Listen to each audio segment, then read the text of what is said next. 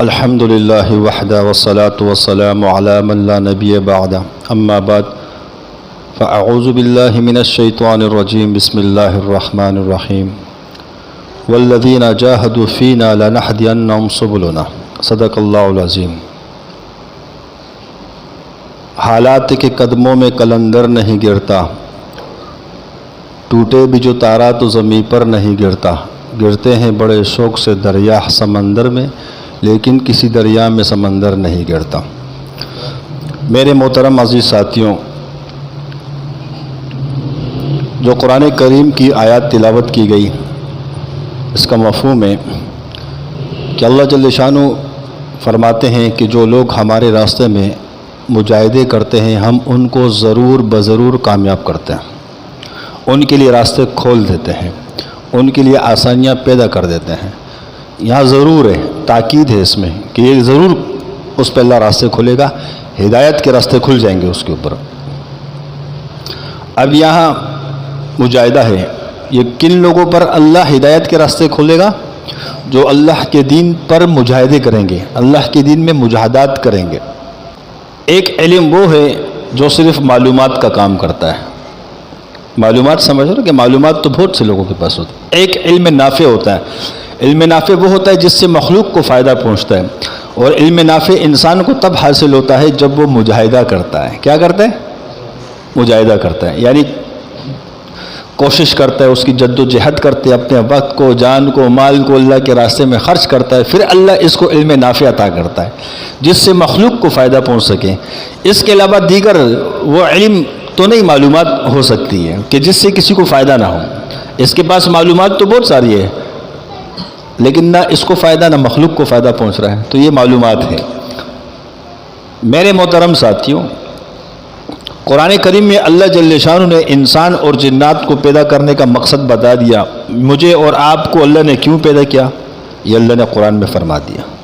وما خلقت الجن والانس الا ليعبدون، کہ اللہ نے فرمایا کہ جنات اور انسان کو اپنی بندگی کے لیے پیدا کیا، اپنی معرفت کے لیے پیدا کیا، اپنی پہچان کے لیے پیدا کیا۔ انسان اپنا مقصد سمجھ لے، بنیادی مقصد کیا ہے؟ جنات اور انسان کو پیدا کرنے کا مقصد کیا ہے؟ کہ اللہ جل شانہ چاہتا ہے کہ ایک جنات اور انسان میری معرفت کو پہچان لے، میری بندگی کر لے۔ میرے محترم ساتھیوں، یہ تو کل انسانوں کے لیے، یعنی ہر انسان کے لیے فرمایا اللہ نے کہ میری معرفت کو پہچان لے، وہ میری ذات کو پہچان لے۔ پھر اس امت کے لیے سورۃ آل عمران میں اللہ نے کیا خطاب دیا؟ کنتم خیر امت اخرجت للناس، یہ تو اس امت کے لیے خاص فضیلت ہے کہ تم بہترین امت ہو، تمہیں لوگوں کی رفع رسانی کے لیے نکالا گیا ہے۔ یہ اس امت کا خطاب ہے۔ باقی پوری انسانیت کو کیوں پیدا کیا؟ کہ میری عبادت، بندگی، معرفت کو پہچان سکو، میری ذات کو پہچان سکو۔ کیونکہ انسان کو اللہ نے اشرف بنایا ہے، تمام مخلوقوں پر اس کو شرف حاصل ہے، تمام مخلوقوں پر اللہ نے اس کو برتری دی ہے کہ انسان کو اشرف المخلوقات اللہ نے پیدا کیا ہے۔ اب یہ شرف کیوں ملا؟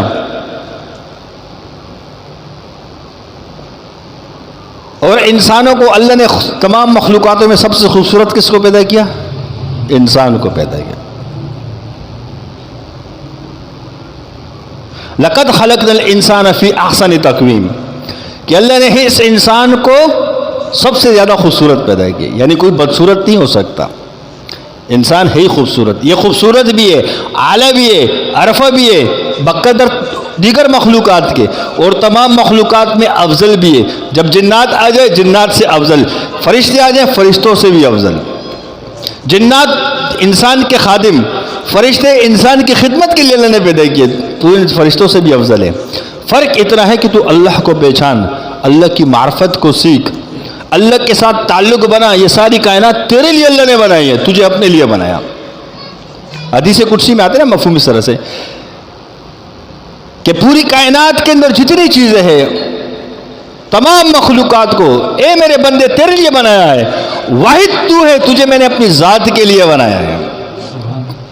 یہ زمین کے فرش کو بچھانا، آسمان کی چھت کو بنانا، پہاڑوں کو پیدا کرنا، سمندر کو پیدا کیا، دریاؤں کو پیدا کرنا، ہواؤں کو پیدا کرنا، آگ کو پیدا کرنا، برف کو پیدا کرنا، یہ حیوانات، جمادات، نباتات، اڑنے والے، ریگنے والے، دوڑنے والے، ہانکنے والے، پھنکارنے والے تمام مخلوقات کو تیرے لیے پیدا کیا۔ اب پیدا کیوں کیا؟ آپ کسی ایسے علاقے میں جاؤ جس کو کہتے ہیں نا نیچرل بیوٹی، قدرتی مناظر، جب وہاں جاتے ہیں انسان کیسے خوش ہوتا ہے کہ دیکھو اللہ نے کتنا بڑا پہاڑ پیدا کیا، کیسے چشمے آبشاریں بہ رہی ہیں، کیسے خوبصورت پرندے ہیں، کیسے خوبصورت جانور ہیں، انسان خوش ہوتا ہے دیکھ کر کے؟ نہیں، یہ سب چیزیں تمہاری تسکین کے لیے اللہ نے پیدا کیا۔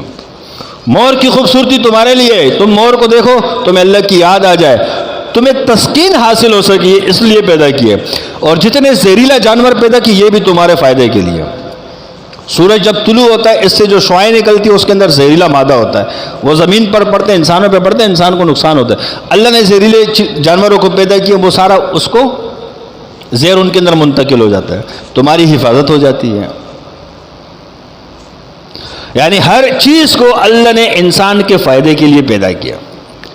بس انسان اپنے رب کو پہچان لے، سب سے پہلے انسان اپنے آپ کو پہچانے۔ دیکھو سب سے پہلے معرفت کیا ہے کہ انسان سب سے پہلے اپنے آپ کو پہچانے کہ مجھے اللہ نے کیوں پیدا کیا۔ کاروبار کے لیے، تجارت کے لیے، دنیا بنانے کے لیے، گھر بنانے کے لیے، خواہشات کے لیے، عیش و عشرت کے لیے، مزوں کے لیے، کس لیے پیدا کیا؟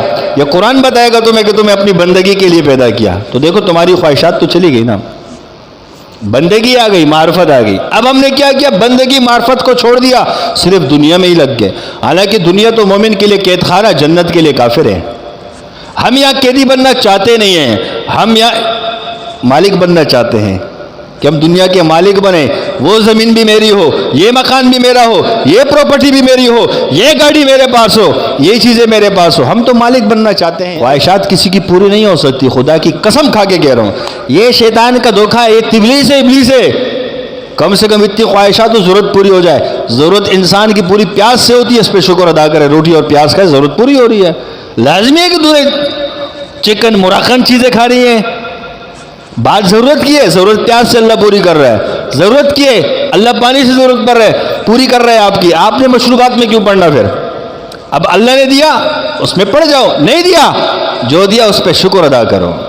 دنیا خواہشات کی جگہ نہیں ہے، دنیا خواہشات کی جگہ ہوتی، ہم چاہتے ہیں کہ ہم پہ کبھی بڑھاپا نہ آئے۔ خواہش ہے انسان کی کہ نہیں؟ تو کیا اس خواہش کو یہ پورا کر سکتا ہے؟ ناکام۔ انسان کی خواہش ہے اس کو موت نہ آئے، آ کر رہتی ہے۔ قرآن میں اللہ فرماتے ہیں کہ تم بڑے بڑے محلوں میں کہیں چھپ نہیں سکتے اللہ سے، پہاڑوں کی سرنگوں میں جا کر ہی اللہ سے چھپ نہیں سکتے، موت تمہیں وہاں بھی آ کر رہے گی۔ یہ انسان کی خواہش ہے نا کہ میرے دانت ٹوٹے نہ، میرے دانت کو کیڑا نہ لگے، میری زبان میں لکزت نہ ہے، میری کان کی سماعت کمزور نہ ہو، میری آنکھ کی بینائی کمزور نہ ہو۔ یہ انسان کی مین خواہشات ہے اپنے جسم کی۔ تو کیا اس خواہشات پہ تم طاقت حاصل کر سکتے ہو؟ اس خواہشات پر قدرت حاصل کر سکتے ہو؟ اس خواہشات کو پورا کر سکتے ہو؟ نہیں کر سکتے۔ تو مطلب کیا کہ خواہشات کی جگہ دنیا نہیں ہے، خواہشات کے پورا ہونے کی جگہ آخرت ہے، جنت ہے۔ جنت میں اللہ انسانوں کی تمام خواہشات کو پورا کرے گا۔ تو سب سے پہلے اپنی معرفت سیکھو کہ ہمیں اللہ نے کیوں پیدا کیا۔ جب انسان اپنے آپ کو پہچانتا ہے پھر اللہ اس کو معرفت دیتا ہے جنات اور نفس کی۔ سب سے پہلے اپنی معرفت۔ جب تمہیں اتنا پتہ چل چکا کہ مجھے اللہ نے کیوں پیدا کیا، میری ڈیوٹی کیا ہے، میرا کام کیا ہے، جب تم اس کے اندر لگتے ہو، دو دشمن ساتھ ہوتے ہیں، ایک اندر کا ایک باہر کا۔ اندر کا دشمن نفس، باہر کا دشمن شیطان۔ اب یہاں معرفت حاصل کرنی ہے کہ اللہ اور میرے درمیان کون سی چیزیں میں روکتی ہے، اللہ کے ساتھ تعلق بنانے میں کون سی چیز روکتی ہے۔ کیا نفس ہمیں مال کی طرف مبتلا کرتا ہے، دنیا کی خواہشات کی طرف مبتلا کرتا ہے، شیطان ہمیں اللہ سے دور کس طریقے سے کرتا ہے؟ اب یہ چیزیں سیکھنی ہے، اب اس میں کمال حاصل کرنا ہے کہ یہاں پتہ چل سکے کہ یہ جو میرے اندر، جو میرے کام کے اندر رکاوٹ آ رہی ہے دین کے کام میں، اللہ کے ساتھ تعلق میں، یہ میری نفس